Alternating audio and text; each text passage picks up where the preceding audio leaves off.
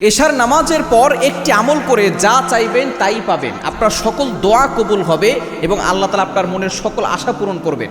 অনেকের দোয়া কবুল হয় না, আপনি এই আমলটা যদি টানা 41 দিন করতে পারেন, দেখবেন 41 দিন আগেই আপনার দোয়া কবুল হয়ে যাবে, আপনার আশা পূরণ হবে। আপনার সন্তান কথা শোনে না, এই আমল করে দোয়া করবেন, সন্তান বাধ্য হবে। এবং অনেকেই আছে স্বামী স্ত্রীর ভিতরে মন মালিন্য হচ্ছে না, স্বামী স্ত্রীর ভিতরে দেখা যাচ্ছে সবসময় ঝগড়া লেগেই থাকে।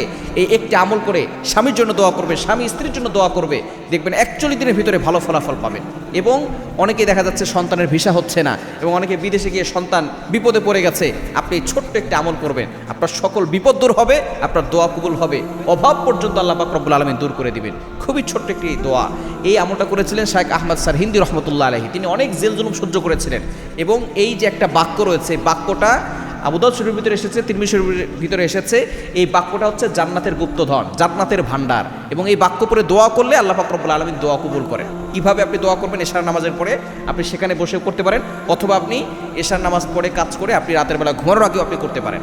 আপনি এটা করে কিভাবে করবেন? প্রথমে আপনি একটা দুরূদ পড়বেন 100 বার, আল্লাহুম্মা সাল্লি আলা সাইয়্যিদিনা মুহাম্মদ। এই ছোট্ট দুরূদটি আপনি 100 বার পড়বেন। এরপর আপনি লা হাওলা ওয়ালা কুওয়াতা ইল্লা বিল্লাহ এতটুকু 499 বার পড়বেন।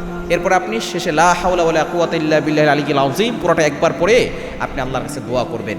দেখবেন আল্লাহ তাআলা আপনার সকল দোয়াগুলো কবুল করবেন। টানা 41 দিন যদি আপনি নিয়মিত আমল করতে পারেন, অবশ্যই আপনি ভালো একটা ফলাফল পাবেন ইনশাআল্লাহ।